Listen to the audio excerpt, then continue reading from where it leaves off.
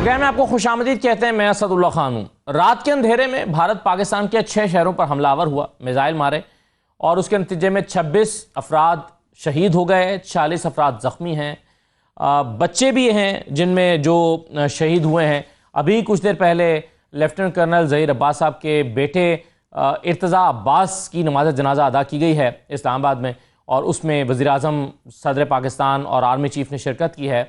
अभी उस्मा बुखारी ने भी एक ट्वीट किया जिसमें वो बता रही थी कि ये हैं वो दहशतगर्द जो मोदी ने मारे हैं, इन बच्चों का लहू कर्ज है इस कौम पर, और उन्होंने कहा कि हम देखेंगे, बहुत जल्द देखेंगे पाकिस्तान जिंदाबाद। तो ये बच्चों की तस्वीरें भी शेयर की गई हैं अज़मा बुखारी साहबा की तरफ से, जो कि इंफॉर्मेशन मिनिस्टर हैं पंजाब की। इस सारी सूरत हाल से भारत ने क्या हासिल किया है? पाकिस्तान ने जवाब में 5 तैयारे मार गिराए हैं, जिनमें 3 राफेल हैं। वज़ीर आज़म ने इसको कन्फर्म किया है, और वज़ीर आज़म ने आज कौमी असम्बली में खिताब करते हुए क्या कहा है, इस हवाले से ज़रा देख लीजिए।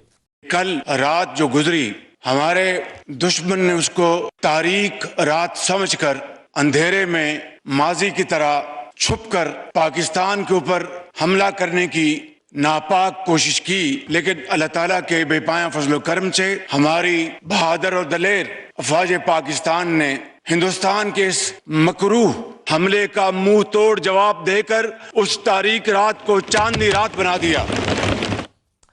मेरे साथ डॉक्टर हुआ बुकाई साहबा मौजूद हैं, तज्ज़ियाकार हैं। बहुत शुक्रिया डॉक्टर साहबा, खुशामदीद।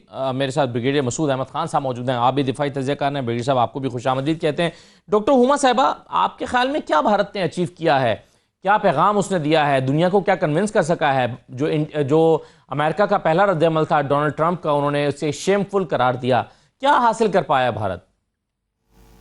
देखिए, मैं भारत और मोदी हुकूमत को अलहदा करना चाहूँगी, क्योंकि जो भारत में सेम वॉइसेस हैं वो हमसे भी ज़्यादा तल्ख सवालात उठा रहे हैं, और मोदी हुकूमत के पास उन सवालात के जवाब नहीं। और इन 12-13 दिनों में वो कुल्ली तौर पर इंटरनल ऑडियंस को भी सेटिस्फाई करने में फेल हुए। तो अब ये सूरत हाल इस नहज पे पहुंच गई थी कि और मोदी एक बाइंड में फंस गए थे कि उन्हें कुछ तो करना था अपने क्रेडिबिलिटी गैप को एड्रेस करने के लिए। और इस क्रेडिबिलिटी गैप को एड्रेस करने के लिए आपने जो सूरत हाल देखी 6 और 7 मई की रात को, वो हुई। सवाल ये है कि भारत ने अचीव क्या किया। भारत के अंदर थोड़ा सा ये अब इस वक्त एलिमेंट है कि जी हमें ये बहुत पहले कर देना चाहिए था, अच्छा हुआ ये किया गया। लेकिन उसके साथ साथ भारत ने एक बहुत जूनियर ऑफिसर्स से एक प्रेशर करवाया जो बिल्कुल स्क्रिप्टेड था। मैंने वो प्रेशर देखा और वो बैक्ड बाय फैक्चुअली इनकरेक्ट था, और जो उन्होंने ग्राफिक्स दिखाए वो भी गलत थे। यानी मैं अपने हाथ से लकीरें खींच के वो ग्राफिक्स बना दूं और उसे मैं फॉरवर्ड कर दूं। अब जो सूरत हाल जिस नहज पर आई है वो मेरा ख्याल है कि मुश्किल है। सूरत हाल ये है कि क्या पाकिस्तान ने, जैसे आपने बजा कहा, जहाज भी गिराए हैं और मैसेज अक्रॉस दिया है कि जी ये हम टॉलरेट नहीं करेंगे, बल्कि आज ये भी कहा है कि हम रिटेलिएट करेंगे, हिट बैक करेंगे। और जैसे आपने कहा कि इन बच्चों का खून कर्ज है मुझ पर और आप पर, लेकिन सवाल ये है कि क्या हम बगैर हमला किए अपने अहदाफ हासिल करना चाहते हैं भारत से, या हम रिटेलिएशन में जाके एस्केलेशन पे जाना चाहते हैं। मैं ये बात इसलिए कह रही हूँ क्योंकि देखिए कुछ चीज़ें हैं जो हमें अचीव करनी चाहिए इस सूरत हाल से। पहली चीज़ ये है कि भारत एडमिट करे कि जो कुछ उसने किया वो गलत था। पाकिस्तान ने वो तमाम एविडेंस सबको पेश किए, और अगर वो बरमला इसको एडमिट नहीं करता तो कम से कम ये रिपीट नहीं होनी चाहिए एपिसोड। लेकिन उससे भी ज़्यादा इम्पोर्टेंट बात ये है कि जो सिंध तास मुआहिदा है, वो जो उसने अबायंस में उसको होल्ड किया हुआ है, उसको उसे वापस लेना चाहिए। क्योंकि मेरा ख्याल है असल मुद्दा जो है वो ये है। मुझे और आपको अभी क्लैरिटी से खबरें आनी है, लेकिन अब पता ये भी चल रहा है कि शायद इस वक्त भी लाइन ऑफ कंट्रोल पे एक्सचेंज ऑफ फायर है। तो ऐसा लगता है कि, और ये भी खबरें आ रही हैं कि शायद भारत एक और एडवेंचरिज्म की तैयारी कर रहा है। तो इस वक्त in some ways the ball is in the Indian court and Pakistan is in a responsive position. लेकिन बॉल की तब्दीली ये भी हो सकती है कि पाकिस्तान ये फैसला करे कि जी जो आपने किया था 7-8 की रात को, अब हम उसका जवाब देंगे। तो मेरा ख्याल है कि इंटरनेशनल कम्युनिटी का इस वक्त प्रोएक्टिव होना बहुत जरूरी है कि वो जो पाकिस्तान के इश्यूज हैं उनको एड्रेस करवाएं। इस वक्त जंग को आगे बढ़ाया जा सकता है, एस्केलेट किया जा सकता है, लेकिन ना तो इंडिया को कोई फैज होगा और ना पाकिस्तान को कोई फैज होगा। हाँ, ये चीजें बार बार नहीं होनी चाहिए। ये तीसरी दफा हुई है, 17, 19, अब 25, फिर इनको बुखार उठेगा, फिर ये करेंगे। और मोर इम्पोर्टेंटली मैं तो जी हर जगह ये बात कर रही हूँ कि ये जो पानी पे इनका डिजाइन है, ये जो इंडस वाटर ट्रीटी पे इनको खटक रही है, वहां ये हमें 100% कमिटमेंट दें कि ये पानी पाकिस्तान का नहीं काटेंगे।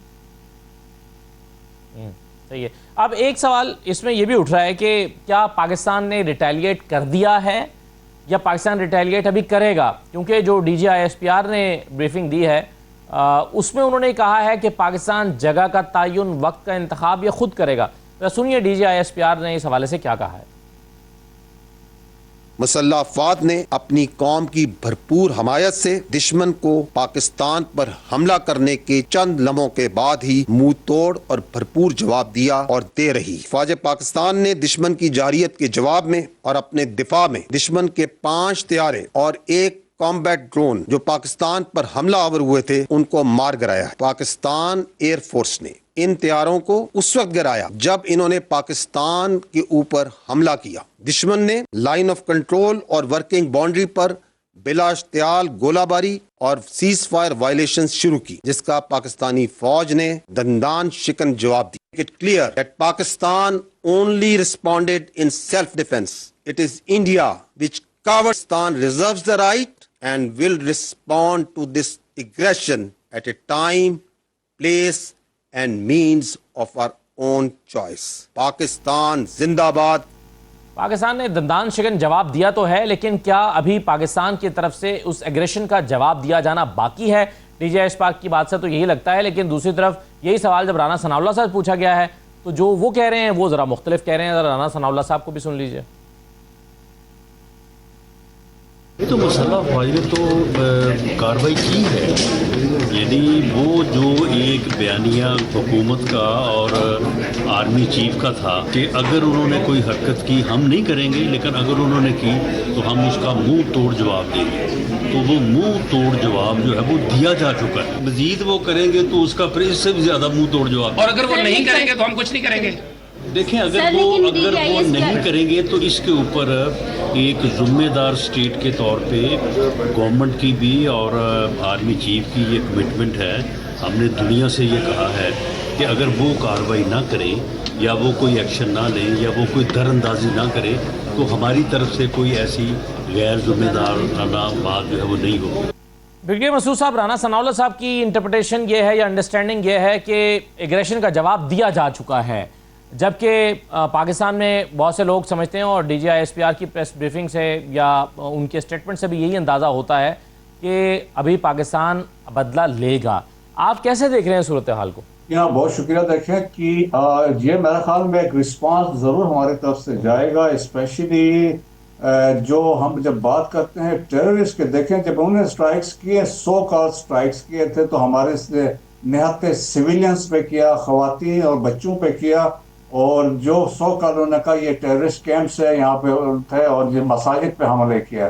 तो हम एक पॉसिबिलिटी है, वी विल गो आफ्टर जो टेररिस्ट कैंप्स हैं, उनके फाइनेंसर हैं, उनके हैंडलर्स हैं, और जो जहाँ से वो ऑपरेट करें in the safe haven. So this is one possibility जो मेरे ख्याल से पॉसिबल हो सकता है। और सेकंड पॉसिबिलिटी ये भी है कि जिस तरीके से उन्होंने हिट किया है नीलम झेलम प्रोजेक्ट को, और वो बड़े सीरियस ग्रेव किस्म की वायलेशन है, तो उसमें हम उसको भी रूल आउट नहीं कर सकते हैं कि हम वहाँ पे हो सकता है we will go for a similar target. सही है। जो आप नीलम झेलम की बात कर रहे हैं सर, अब इस पर अटैक करना। जी डॉक्टर साहब, मुझे एक जुमला वगैरह मुझे इजाजत दे दें। जी कहिए। मैं ये कह रही हूँ सर, हमने ट्रेलर दिखाया है, अब इंडिया की मर्जी है वो पूरी फिल्म देखना चाहता है या नहीं। या तो हमारे कंसर्न्स एड्रेस और हमें गारंटीज मिली हैं। बिल्कुल सही फरमा रहे हैं ब्रिगेडियर साहब कि जो वाटर वर्क्स पे हमला है वो कोई छोटी बात नहीं है, और हमने इंडिया को ये तो बता दिया कि हम बहुत सख्त रिस्पांस दे सकते हैं। क्या इंडिया इससे ज्यादा सख्त रिस्पांस चाहता है, या इंडिया अब मीडिएशन और निगोशिएशंस की तरफ आना चाहता है, जो पाकिस्तान शुरू से बात कर रहा है?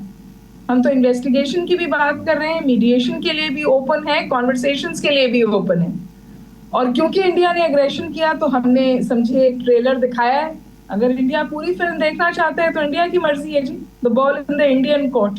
मेरे ख्याल में बहुत मुख्तलिफ बातें नहीं कह रहे DGISPR साहब और सनाउल्लाह साहब। एक सियासी बात है और एक कायनेट, एक गुफ्तगू है। सही है। तो डॉक्टर साहब, आप अब आपके ख्याल में ये जो वाटर रिजर्वायर्स पर हमला है, ये इसकी क्या वजह हो सकती है? और यानी एक तरफ तो हम कह रहे हैं कि पानी हम इंडस वाटर ट्रीटी को बहाल करना चाहिए, दूसरी तरफ वो अटैक भी कर रहा है एक रिजर्वायर पर जिसका उसको कोई फायदा भी नहीं है। यानी ऐसा नहीं है कि हमने इंडिया का पानी रोक रखा हो और वो चाहता हो कि ये डैम क्यों बना है और पानी जो है वो इंडिया की तरफ जाएगा। तो दोनों सूरतों में पानी ने तो पाकिस्तान ही में आना है। तो फिर मकसद क्या हो सकता है, क्या अचीव किया होगा उसने ऐसा करके? देखिए जी, झोंझ में है ना इंडिया, गुस्से में है। और जिस वक्त इन्होंने ये जहाज एक्वायर किए थे, इनको लगा था कि ये नाकाबिले तस्खीर है। आज उनकी वो मिथ टूटी है, वो ख्वाब टूटा है, और अल्हम्दुलिल्लाह पाकिस्तान सुरखरू हुआ है। तो कुछ तो उनके एक्शंस जो हैं वो झोंझ और गुस्से वाले भी, और उनको पता है कि पानी जो है वो इन सम वेज पाकिस्तान की रेड लाइन है। तो उन्होंने वहां पाकिस्तान को हिट करने की कोशिश की है। मैं दोबारा गुजारिश करूंगी कि इंडिया में सैनिटी प्रिवेल करनी चाहिए। इंडिया के हाथ है कि बॉर्डर पर जंग एस्केलेट होगी या सूरत हाल कंट्रोल होगी by addressing Pakistan concerns on water और दीगर चीजें, लेकिन सबसे अहम पानी और दीगर चीजें। फॉर एग्जाम्पल, जो उन्होंने ये कह अपने लोगों को, तो वो यही कह रहे हैं ना कि हमने मुरीदके में कोई कैंप्स, ट्रेनिंग कैंप्स पे हमला कर दिया। क्या 10-10, 9-9, 7-7 साल के बच्चे ट्रेनिंग में होते हैं? औरतें बच्चों को मार के ट्रेनिंग कैंप्स को खत्म किया जाता है। तो वो नैरेटिव तो बिक नहीं रहा। जब वो नैरेटिव नहीं बिक रहा तो झोंझ गुस्सा कहीं तो निकलेगा ना। बिल्कुल सही है। अब इसमें मेरे साथ एम्बेसडर जमील अहमद खान साहब भी मौजूद हैं। एम्बेसडर साहब आपको खुशामदीद कहते हैं। ये कहिए सर कि मार्को रूबियो ने अजीत डोवल से बात भी की, पाकिस्तान में भी नेशनल सिक्योरिटी एडवाइज़र से बात की। अब मोदी का जो पहला रिएक्शन था वो बड़ा हैरानकुन भी था। जो अल्फाज उन्होंने इस्तेमाल किया, उन्होंने कहा शेमफुल का वर्ड इस्तेमाल किया भारतीय हमलों के लिए। आपके ख्याल में क्या सिफारती तौर पर भारत तन्हाई का शिकार हुआ है या उसको क्रिटिसिज्म का सामना करना पड़ा है, शिकस्त हुई है सिफारती तौर पर, और अमेरिका इसको कैसे ले रहा है इस सारी सूरत हाल को? तो मैं इसको इस तरह कहूंगा कि यकीनन थोड़ी सी झेप हुई है इंडिया को, लेकिन इंडिया अपने मुसलसल जो उसके अज़ाइम है उसमें वो जारी व सारी रखे हुए है। उसने अपने जो उसकी आउटरीच है, डिप्लोमेटिक आउटरीच है। लेकिन डोनाल्ड ट्रंप ने बिल्कुल सही, क्योंकि सिलसिला एक तसलसल है। आप देखेंगे जब से ये सिलसिला शुरू हुआ है इंडस वाटर ट्रीटी को, जब उन्होंने हेल्ड एंड बेंच रखा है इंडिया ने, उस वक्त से कोई आपको किसी दुनिया के किसी मुल्क से जितनी भी आउटरीच हमारी हुई है या जितनों ने हमें किया है अप्रोच, उसमें से किसी ने इंडिया के जो चाहता था उसके मुताबिक पाकिस्तान पर फिंगर पॉइंटिंग में साथ नहीं दिया इंडिया का। न सिर्फ ये बल्कि जो सिक्योरिटी काउंसिल में इससे पहले स्टेटमेंट पास हुआ है उसमें भी बड़ी कोशिश की। हालांकि अमेरिका उसका मुहर्रिक था, क्योंकि वो काउंटर टेररिज्म की चेयर उसके पास है सिक्योरिटी काउंसिल की, तो उसने उसको ड्राफ्ट किया था और उसमें पाकिस्तान पर फिंगर पॉइंटिंग, क्योंकि इंडिया उसका एलाइज है, उस पर करने की कोशिश की थी। लेकिन बाकी मेंबर्स ने, चाइना समेत, खासतौर पर चाइना ने उसको खत्म करवा दिया। तो इसका मतलब तो ये हुआ कि इंडिया जो अहदाफ डिप्लोमेटिक हासिल करना चाहता था, वो अहदाफ, वो एम, वो ऑब्जेक्टिव और वो गोल हासिल नहीं कर सका इस मामले में। लेकिन इंडिया का आपको देखें कि शरारत को हमें नहीं भूलना चाहिए कि इंडिया ने बरस से अपना एक नैरेटिव दुनिया को बेचना चाहा है, और उसमें कामयाबी उसको यहाँ तक, इस हद तक हुई जिससे कि उसको ज़ौम बढ़ गया कि जब कोई ज्वाइंट स्टेटमेंट अपने इंडिया में कोई हाई पावर डेलीगेशन आता है तो उसमें पाकिस्तान का पहले तो कोई फॉल्स फ्लैग ऑपरेशन कराता है, जैसे 2016 में, 2018 में, 2021 में,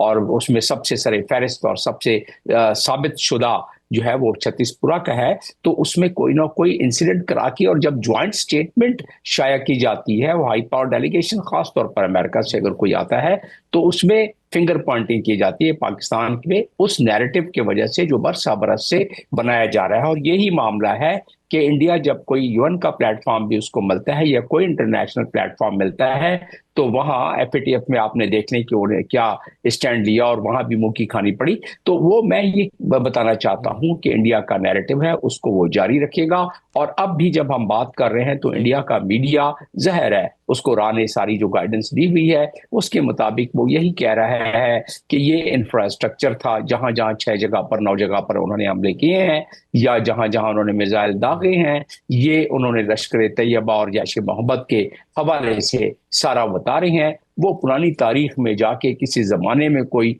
वहां कोई आउटफिट होती होगी, उस हवाले से दुनिया को वो बेचने की कोशिश करें। लेकिन पाकिस्तान ने बहुत अच्छा किया पे हमला करके वो समझ रहे हैं ना एम्बेसडर साहब, पाकिस्तान नहीं, वो उसको कहने से फर्क नहीं पड़ता ना।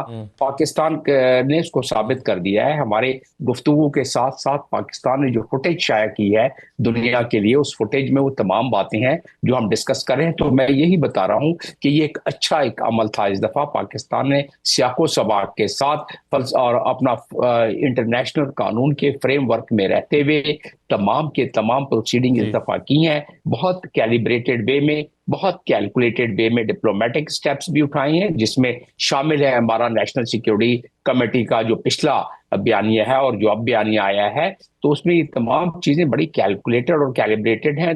और अक़वाम मुत्तहिदा के चार्टर के आर्टिकल 51 के तहत हमारा हक अब भी महफूज है कि हम रिटेलिएट करेंगे, क्योंकि इंडिया ने एग्रेशन की है एक सॉवरन कंट्री पे, जिसका कि हम जिक्र कर चुके थे अपने पिछले बयानिए में। सिक्योरिटी काउंसिल के कमेटी के उसमें हमने कह दिया था कि अगर कोई एग्रेशन हुआ तो उसका जवाब हम जरूर और जरूर देंगे और बड़ा मजबूत और मुस्तहकम देंगे। तो वो हक अभी हमने महफूज रखा हुआ है। अभी तो सिर्फ हमने अपने दफा किया है कि उनको अंदर नहीं आने दिया और जहाज मार गिराए, अपने ही टेरिटरी में, अपने ही हुदूद में रहते हुए, बगैर इंटरनेशनल बाउंड्रीज को फिजा में क्रॉस किए बगैर और जमीन पर क्रॉस किए बगैर हमने उनको वहीं से मार गिराया। और ये चीजें जो हैं, ये फुटेज दिखलाई गई हैं और बीबीसी पर लोगों ने जो अपलोड की वो तस्वीरें, वो दुनिया के मीडिया ने भी दिखला दी। वो 3 मानते हैं, लेकिन सर वो हम बिल्कुल हम तो अपना हक महफूज रखते हैं। अब एम्बेसडर साहब, हम तो हक महफूज रखते हैं कि हम उस एग्रेशन का जवाब दें, और इस हवाले से पाकिस्तान ने कहा भी है। लेकिन क्या भारत की तरफ से भी किसी हमले का खदशा मौजूद है? ब्रिगेडियर मसूद साहब, आप समझते हैं कि मजीद हमला हो सकता है भारत की तरफ से? जी हाँ, मैं पहले एक थोड़ी सी चीज ऐड करना चाहता हूँ। देखें कि मोदी ने जब 2019 का वाकया हुआ था, तो अगर आपको याद हो तो उन्होंने कहा था काश हमारे पास राफेल होते तो ये हम होने नहीं देते। और आज जब राफेल थे तो इसके साथ उन्होंने क्या किया कि उनके जहाज गिरा 3 गिर गए। और अभी देखें कि अगर इनमें सच्चाई होती और इनमें कोई डेप्थ होती तो एक्सटर्नल सेक्रेटरी जो थे एक्सटर्नल अफेयर्स के मिस्री साहब ने क्वेश्चंस नहीं लिए हैं। उनको पता था वो पकड़ा जाना था उसने, तो वो क्वेश्चन उन्होंने वहां पे लिए नहीं हैं। तो जहां तक, और फिर देखिए कंफर्मेशन अभी तो राइटर्स ने भी कर दी है, फॉक्स न्यूज ने भी कर दी है, CNN ने भी कर दी है, तमाम इंटरनेशनल मीडिया कंफर्म कर रहा है। और जिससे देखें कि ये खुद तो डूब गए थे, लेकिन फ्रांस को भी ले डूबे हैं साथ। तो मेरा ख्याल में उनकी अपनी क्रेडिबिलिटी भी फ्रांस की भी खराब कर दी है इन्होंने। तो देखिए, जहां तक आपकी बात कर रहे हैं कि हम देखें दुश्मन जो है ना, इसको ये मैं हर शो में पीछे कहता रहा कि we can not rule out possibility. ये सारा डिसेप्शन है, कोई डिफ्यूज नहीं हुआ है, कोई डी एस्केलेशन नहीं हुआ। तो इंडिया जो है, देखिए आपका अजली दुश्मन है। India has never accepted you as independent sovereign states अपने नेबर में। सो देयरफॉर 50 से लगा हुआ है to destabilise hatching conspiracies. Afghanistan के जमीन दाएं बाएं करके आपको कर रहा है। So we can not rule out कि इसमें पॉसिबिलिटी हो सकती है, क्योंकि जो अभी देखें चीजें तो वो बता डिस्क्लोज नहीं कर रहे हैं। 5 देखें, उनके अपने मीडिया ने 4 जहाजों का कंफर्म किया है, इंडिया टुडे ने 3 का कहा है और इंडियन एक्सप्रेस ने 1 का कहा है। और इसके अलावा जो कैजुअलिटीज हुई हैं, 2 brigade headquarters they have been destroyed, 1 battalion headquarters, और इसके अलावा several post along the LOC। तो द कैजुअलिटीज आर मैसिव, वो तो अभी बताएंगे नहीं। तो अंदर से देखें, जो मोरल ऑलरेडी लो था इन स्ट्राइक्स के बाद, जिस तरह पाकिस्तान ने अपनी सुपीरियरिटी दी, एयर सुपीरियरिटी और ग्राउंड सुपीरियरिटी दोनों हमने मेंटेन की है। So we have deliver a message. जब हमने डिफेंस लिया है तो अब इंडिया जब कोई करता है, अब हक तो हमारा बनता है, हमने करना है। अगर इंडिया इस दौरान कुछ करता है तो और भी इससे ज्यादा लिथल जवाब जाएगा। बिल्कुल ठीक है सर। अब राफेल का आपने भी जिक्र किया कि राफेल तैयारे तो मजाक बन के रह गए हैं और फ्रांस की भी क्रेडिबिलिटी को हिट किया गया है। लेकिन अब सवाल ये पैदा होता है कि क्या राफेल तैयारे एक कमज़ोर एयरक्राफ्ट है, या फिर पाकिस्तान एयरफोर्स की कैपेबिलिटी इस किस्म की है कि राफेल तैयारे यहाँ पर ठहर नहीं सके, परफॉर्म नहीं कर सके, या फिर इंडियन पायलट्स की ट्रेनिंग ठीक नहीं है। बहुत सारे सवालात इस हवाले से उठ रहे हैं क्योंकि दुनिया की बहुत बड़ी खबर जो है वो राफेल 3 राफेल तैयारों का, एक भी नहीं, 2 भी नहीं, 3 राफेल तैयारों का गिराया जाना है। एक छोटे से ब्रेक के बाद इस पर बात करते हैं, हमारे साथ रहिए।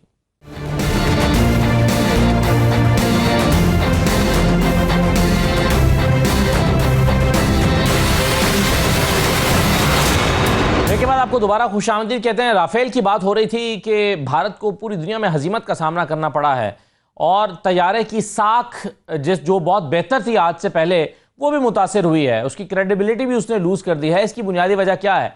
आज प्राइम मिनिस्टर शहबाज शरीफ साहब ने किस तरह से राफेल का जिक्र किया है, जरा देख लीजिए। जनाब स्पीकर, इन हालात में ये जो पिछले दिन गुजरे हैं, हर रोज इतला मिलती थी कि आज हिंदुस्तान के जहाज आएंगे और वो पाकिस्तान पर हमलावर होंगे। हमारी अफवाज पाकिस्तान 24 घंटे तैयार थी कि कब दुश्मन के जहाज उड़े, कब उनको हम उठा के समंदर में फेंक दें।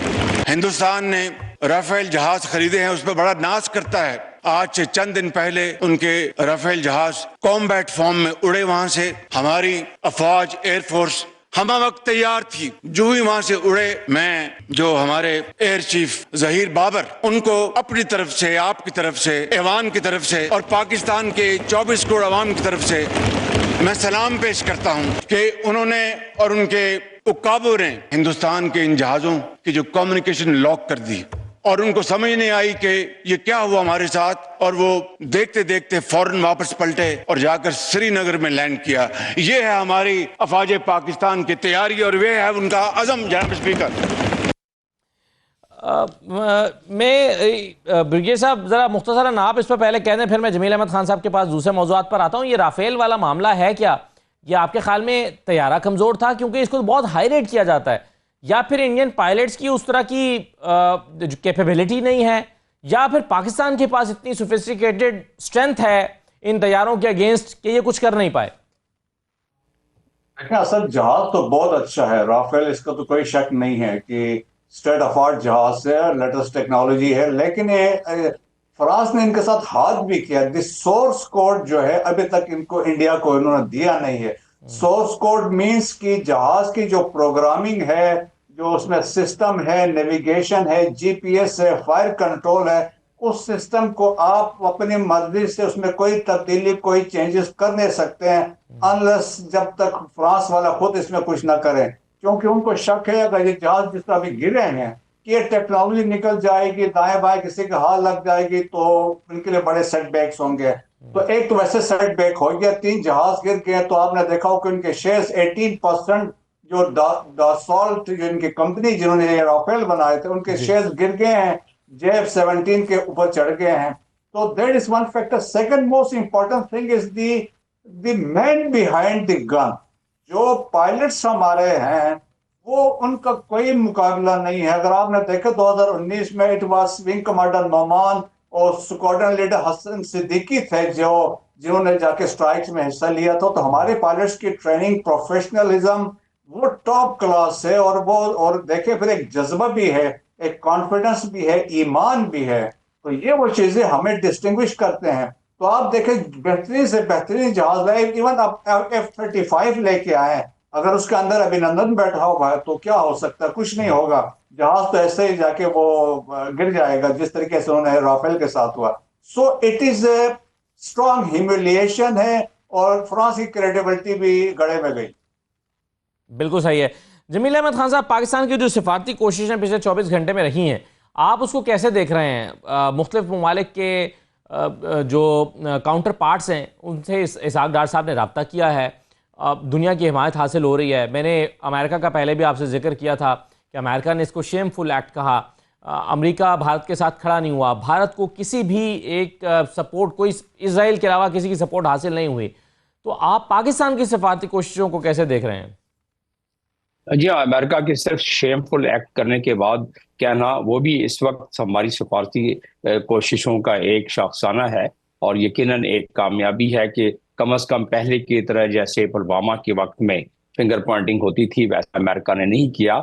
और अमेरिका इसकी कोई पसे पर्दा कोई वजूहात तो होनी चाहिए। मेरा अपना इसमें तज्जिया ये है कि अमेरिका को, जो अमेरिका ने इंडिया को मजबूत किया मुख्तलिफ अंदाज में मुख्तलिफ एग्रीमेंट्स के जरिए, वो मजबूती इंडिया उसको मोनेटाइज करना चाहता है अमेरिका की मर्जी के खिलाफ पाकिस्तान के लिए। और फिर इंडिया भी समझ गया है कि जब कोई हाई पावर डेलीगेशन वहां जाता है, इस सूरत में जेडी वेंस, तो वो जब गए तो उस वक्त ये जो वाकया हुआ है पहलगाम का, तो ये पहले भी कोई 6 वाकये बल्कि 5 वाकये हो चुके हैं, जिसमें छत्तीसपुरा का जैसे मैं जिक्र कर रहा था वो भी है। तो वो इंडिया वो भी तंग आ गए हैं इस किस्म के Pahalgam type of false flag operation से, जो पहले भी होते रहे हैं।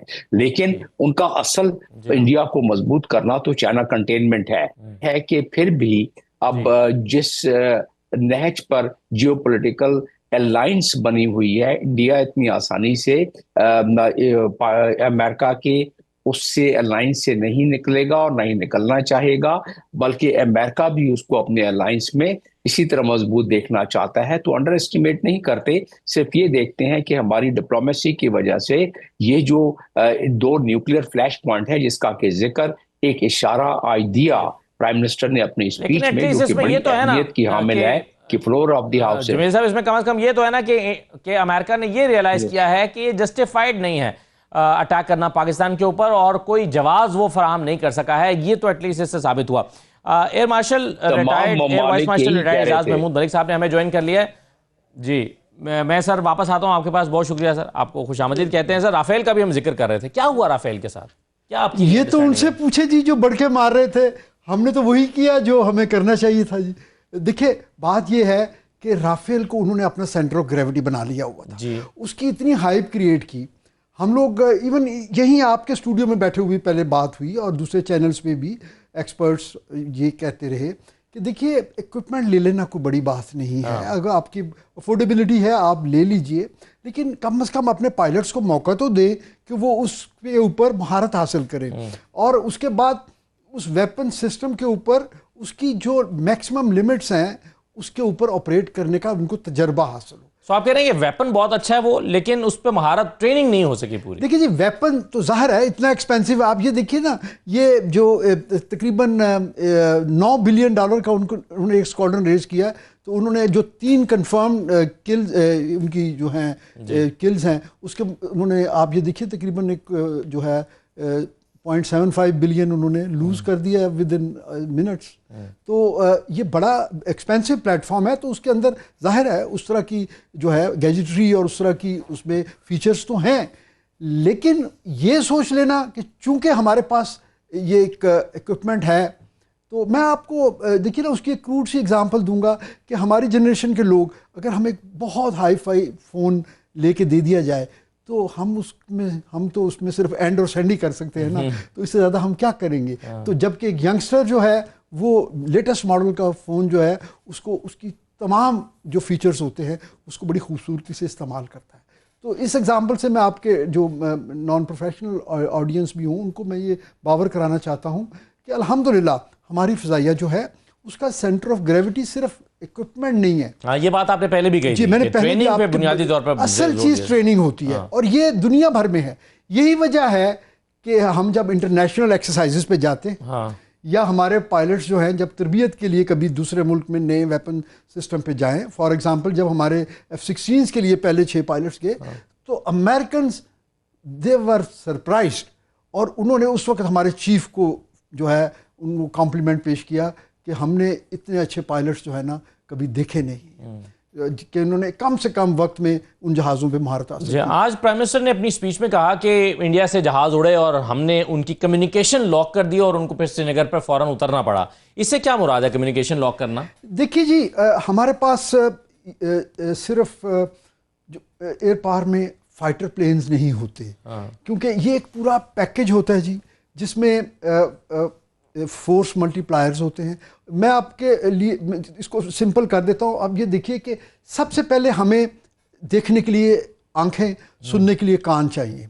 तो ये जो काम है ना, ये हमारे EW जो प्लेटफॉर्म्स होते हैं वो करते हैं कि हम दूर रेंजेस पे, यानी हमारे पास ऐसी कैपेबिलिटी है कि हम कई 100 मील दूर भारत में ग्राउंड लेवल तक की हम सर्वेलेंस कर सकते हैं। फिर उसके बाद हमारे पास ऐसे प्लेटफॉर्म्स हैं जिससे हम उनकी कम्युनिकेशन को सुन भी सकते हैं और उसको जैम भी कर सकते हैं। तो आजकल चूंकि जो जहाज़ है ये आपस में जब कम्युनिकेट कर रहे होते हैं तो ये डिजिटल कम्युनिकेशन कर रहे होते हैं। ये पुराने ज़माने की तरह रेडियो पे नहीं बात करते, या उस जिसको हम RT कहते हैं, रेडियो टेली कम्युनिकेशन, उस पर बात नहीं हो रही होती। ये डिजिटलाइज्ड इंटीग्रेटेड होते हैं। तो वो जिस लिंक के ऊपर वो ऑपरेट कर रहे होते हैं, अगर आप उस लिंक में पेनिट्रेट कर जाएं तो वो जो है वो नाकारा हो जाते हैं, यानी वो अपनी तमाम तर सलाहियत होते हुए भी वो ऐसे हो जाते हैं जैसे कभी आपने मूवीज़ में देखा होगा कि वो जब वो टेजर गन जो होती है वो जब इस्तेमाल होती है तो अच्छा भला जो मतलब ब्लाइंड हो जाते हैं ना, आपको पता ही नहीं है टारगेट क्या है, आपको जाना कहाँ है, कम्युनिकेट कैसे करना है, कैसे करना है, आपको फ्रेंड एंड फो का पता नहीं चलता, आपको ये नहीं पता चलता कि दुश्मन कौन है और मेरा अपना जो। यार साहब ये बताएं कि एयर डिफेंस सिस्टम हर वक्त एक्टिव होता है क्या? जी बिल्कुल जी, एयर डिफेंस सिस्टम जो है जो, और वो ये पाकिस्तान एयरफोर्स का बुनियादी मिशन है। पाकिस्तान एयरफोर्स के जो एयर चीफ होते हैं उनको गवर्नमेंट ऑफ पाकिस्तान ने commander air defence Pakistan designate किया हुआ है बाय लॉ, और उनकी जिम्मेदारी ये है कि वो पाकिस्तान की फ़िज़ाई हदूद, पाकिस्तान के जो टेरिटोरियल वाटर्स हैं उसके ऊपर जो भी एयर के मीडियम इस्तेमाल करने वाली चीज़ हो उसकी वो सर्वेलेंस करें तमाम आल्टीट्यूड पे। जब हम आल्टीट्यूड्स की बात करते हैं तो ये बिल्कुल ट्री टॉप लेवल से लेके तो किसी भी जो ऑपरेशनल हाइट एलिवेशन है वहाँ तक हम देखते हैं।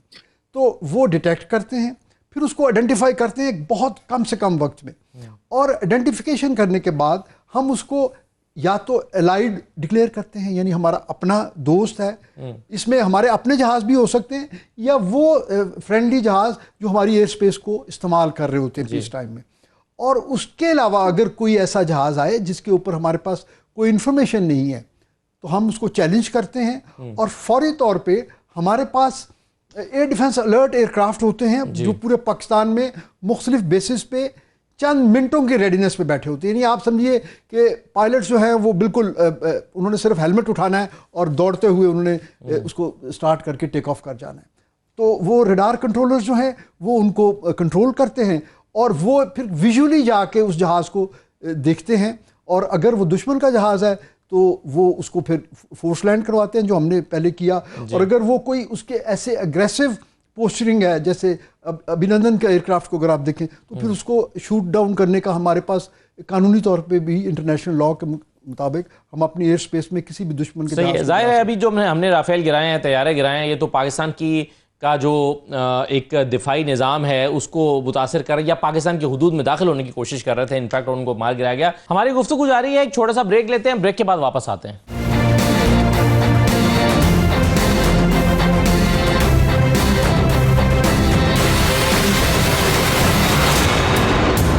प्रोग्राम में दोबारा खुश आमदीद। जमील अहमद खान साहब, अब जो मिसाइल पाकिस्तान में मारे गए या पाकिस्तान पंजाब के खासतौर पे शहरों में, कल मैं इंडियन चैनल्स देख रहा था, वो बड़ा इस पर शोर मचा रहे थे कि देखिए हमने कश्मीर में नहीं, हमने पंजाब के मुख्तलिफ शहरों में घुस के अटैक किया है और हम इसमें कामयाब रहे हैं। तो अब इसका जाहिर है ये कैपेबिलिटी पाकिस्तान के पास भी तो है। रेस्ट्रेंट शो करने का मतलब ये नहीं होता कि आप कर नहीं सकते। और हमने जैसे कि शुरू में भी बात की कि पाकिस्तान अपना यह हक महफूज रखता है। आपके ख्याल में जो BLA के, TTP के हाइड आउट्स इंडिया में मौजूद हैं, ट्रेनिंग कैंप्स मौजूद हैं, यहाँ पर पाकिस्तान के पास पूरी इंफॉर्मेशन है कि किस तरह से BLA के लोगों को भारत में ले जाकर ट्रेनिंग दी जाती है, पाकिस्तान के पास भी यह हक महफूज है कि उन ठिकानों पर हमला करें?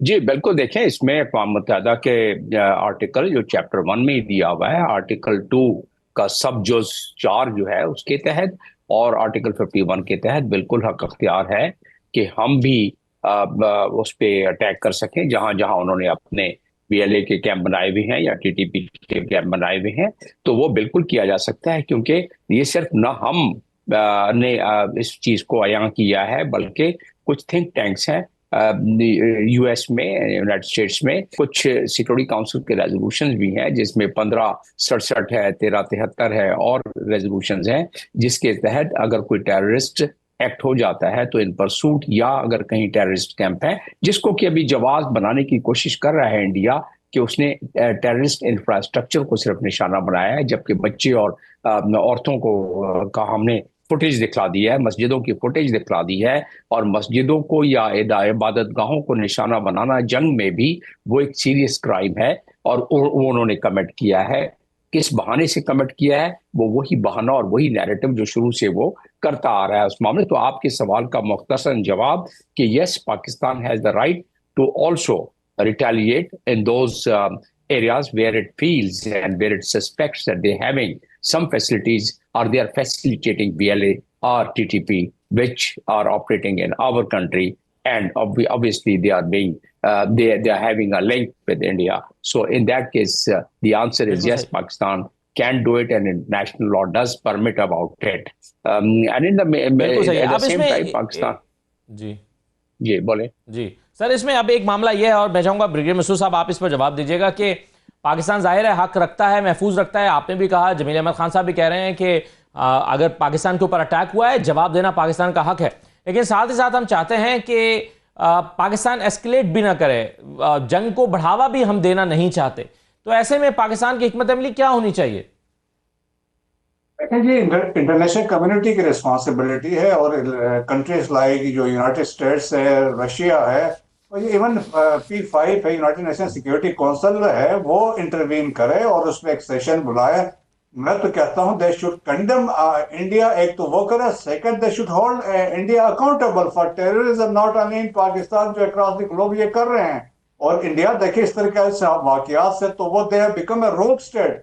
जब तक आप एक्शन नहीं लेंगे, इसी तरह छोड़ देंगे तो ये बदमाशी इजराइल की तरह वहां पे अरबों के साथ जो इजराइल कर रहा है, तो इसकी ख्वाहिश यही है कि ये इस तरह डोमिनेट करे, जो दैट इज इम्पॉसिबल, मुमकिन नहीं है। पाकिस्तान यहाँ पे है against her hegemonic designs, so it is the responsibility. Pakistan ने पहले भी इंटरनेशनल कम्युनिटी को हमने कहा था कि ये सबूत है भाई, हमारा कोई इसमें लेना देना नहीं है, आप इसमें दरमियान में आए। और लाइकली हमने ये भी कहा था भाई इमिनेंट है, वो कुछ करने लगे हैं। इसके बावजूद अगर वो डिले है तो मेरा ख्याल है अब भी honours is on the international community permanent 5 members countries. बिल्कुल सही है सर। ये एक एजाज साहब ड्रोन भी गिराया है पाकिस्तान ने, खासतौर पर जो सियालकोट में। आज मैं देख रहा था कि हमारे वहाँ पर जो नुमाइंदे वो बता रहे थे कि इसका टारगेट एक प्राइमरी स्कूल था और एक बेसिक हेल्थ यूनिट था, लेकिन उसको खेतों में मार गिराया गया है। आप ये भी एमिनेशन कैरियर था, हमला करने के लिए आया था ड्रोन? जी, वो जो उसकी साख्त है और जो उसका नॉमेनक्लेचर बताया जा रहा है ये इसराइली साख्त का हेरोन है, तो वो तो जो है उसके अंदर पेलोड होता है जी, वो बिल्कुल एक कॉम्बैट प्लेटफॉर्म है। और मैं एक छोटा सा कमेंट देना चाहूँगा, जैसे एम्बेसडर जमील साहब फरमा रहे थे, आर्टिकल 51 जो है वो हमें बड़ा एक्सप्लिसिट, बड़ा क्लियर राइट देता है, राइट ऑफ सेल्फ डिफेंस, कि जो कुछ हुआ है ये उस आर्टिकल के अंदर बड़ा प्रॉपरली उसमें ये बयान किया गया है और उसके मुताबिक पाकिस्तान को मुकम्मल राइट है कि पाकिस्तान जो है अपने सेल्फ डिफेंस के लिए उनको स्ट्राइक बैक कर सकता है। तो ये तो उसका जवाब हो गया। बाकी देखिए, ड्रोन टोटल 3 से 4 ड्रोन्स की बात हो रही है। एक गालिबन जो है उसको यहाँ पे लैंड करवा लिया गया, उसका जो कम्युनिकेशन सिस्टम था, उसका जो डिजिटल जो कंट्रोल लिंक है उसको जैम करके उसको लैंड करवा लिया गया है और बाकी की डिस्ट्रक्शन की है। तो ये तो टोटल सारी चीज़ें जो अभी तक हुई हैं ये सारी आती हैं जी एयर डिफेंस की इमीडिएट रिस्पांस की डोमेन में। अभी तक हमने कोई ऑफेंसिव नहीं किया, अभी तक हमने जो है वो अपना हक महफूज रखा है, और वो पॉलिटिकल लीडरशिप जैसे ही कोई ग्रीन सिग्नल दे, मेरा ख्याल है उसमें प्लान्स तो ऑलरेडी बने होते हैं और तैयारी भी होती है, प्रैक्टिस भी होती है, तो वो मिनटों की बात होगी जी इंशाल्लाह, जब हम उन टारगेट्स को प्रिसीजन के साथ, एक डिग्री ऑफ एश्योरेंस के साथ और मीडिया लाइमलाइट में इंशाल्लाह हम उसको करेंगे, ताकि फिर वो इनकार ना कर सके। बाद में वो बड़ी जल्दी मुकर जाते हैं जी वो, तो मेरा ख्याल है हम उनको वो मौका नहीं, सबूत भी फराहम करेंगे ताकि जी मुकर ना सके। बिल्कुल इंशाल्लाह, बिल्कुल सही है। इसमें ब्रिगेडियर मसूद साहब, हम ये देखते हैं कि जिस तरह से अटैक हुआ इसमें सिविलियंस को निशाना बनाया गया, मासूम लोगों को, औरतों को, बच्चों को, कई ख़वातीन इसमें ज़ख्मी हुई हैं, छोटे बच्चे, मासूम बच्चे, और अभी थोड़ी देर पहले ही एक बच्चे की नमाज जनाजा अदा की गई है। फिर वाटर रिजर्वायर्स पे अटैक जो हम शुरू में भी बात कर रहे थे, तो ये सारी चीज़ें इंटरनेशनल कम्युनिटी में पाकिस्तान का मुकदमा कितना मजबूत बनाता है, क्योंकि ये खिलाफ वर्जी है बेसिक हेल्थ यूनिट पर या हॉस्पिटल पर हमला करना, आलमी कवानीन की खिलाफ वर्जी है, प्राइमरी स्कूल का मतलब है बच्चों के स्कूल पर हमला करना ये, और फिर आबी ज़खायर पर तो जंग के दौरान भी हमला नहीं किया जाता। ये तो नॉर्म्स जो हैं ये सिर्फ इसराइल ने फ़लस्तीन में सारी तोड़ी हैं, भारत क्या इसराइल के नक्शे कदम पे चल रहा है, और इन सारी चीज़ों को इकट्ठा करके हम दुनिया के सामने रखते हैं, तो कितना मजबूत होगा पाकिस्तान का केस। देखिए ये तो इंडिया की पॉलिसी है। अभी आपने जो रिसेंटली नेटवर्क पकड़ा गया था अब्दुल मजीद वाला, और उसमें जो इसको इंस्ट्रक्शन भैया संदीप की तरफ से आ रही थी कि उन्होंने कहा पब्लिक गैदरिंग पे जाके आईडी लगाओ, या यहाँ पे जो पब्लिक बसों का अड्डा होगा वहां पे जहाँ पे लगाएं, ताकि उन्होंने कहा ज्यादा इम्पैक्ट मीडिया कवरेज चाहिए और जी पैनिक चाहिए। वो एक इम्पैक्ट जिस तरह जाफर एक्सप्रेस वाला था, या बलोचिस्तान में जो टेरर अटैक्स होते हैं वहां पे इनकी यही मकसद है, खबर बने और इसके फिर accordingly the payments are made. So देखें कि ये इंडिया की एक पुरानी पॉलिसी है। पाकिस्तान ऐसा बिल्कुल नहीं करता है कि सिविलियंस के अगेंस्ट, तो बिल्कुल हमारी नहीं है। और देखिए जो आज से जो हमने जवाब दिए हैं मिलिट्री टारगेट्स पे गए हैं, सो दैट इज अवर, हम एक मैच्योर रिस्पॉन्सिबल स्टेट के तौर पर वी आर एक्टिंग। तो मेरे ख्याल में इंटरनेशनल कम्युनिटी को समझना चाहिए, ट्रांसनेशनल रिप्रेशन के बाद भी जिस तरीके से ये कर रहे हैं, और खुद देखें द गार्डियन ने लिखा ना कि 22 कश्मीरियों की जो यहाँ पे असोसिनेशन पाकिस्तान में की, राजनाथ सिंह ने कहा कि हमने उसके मारा है, तो इससे बड़ा रोक स्टेट इंडिया से कौन हो सकता है दुनिया में।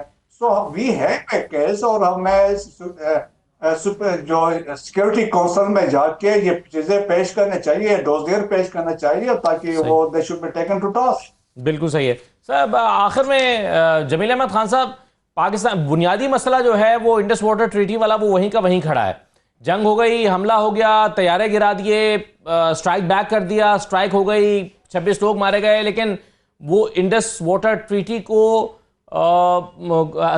हेल्ड इन अबेंस रखना वो वहीं का वहीं है। अब आपके ख्याल में इस सिलसिले में क्या हिकमत अमली पाकिस्तान की होनी चाहिए? वो तो उसकी जो हरकत थी इंडस वाटर ट्रीटी वाली, वो इतनी प्रैक्टिकल नहीं है, क्योंकि उसको बरस लगेंगे वो डैम बनाने में। लेकिन शरारत कर सकता है, पानी रोका छोड़ दिया 6 घंटे के लिए, 12 घंटे के लिए, थोड़ी बहुत फ्लडिंग हो गई, वो भी बात जो है वो थोड़ा बैक बर्नर पे चली गई है।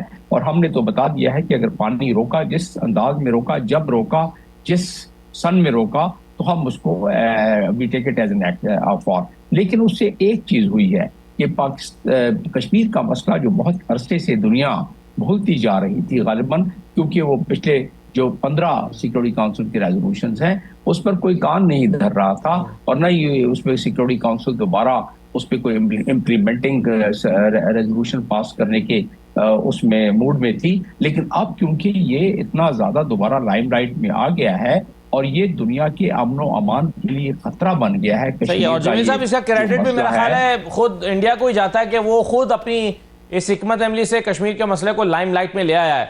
बहुत शुक्रिया जमील अहमद खान साहब, air vice marshal retired Ejaz Mahmood Malik साहब, आपका बहुत शुक्रिया। ब्रिगेडियर मसूद अहमद खान साहब, आपका बहुत शुक्रिया प्रोग्राम में शिरकत करने के लिए। इजाज़त दीजिए, अल्लाह हाफिज़।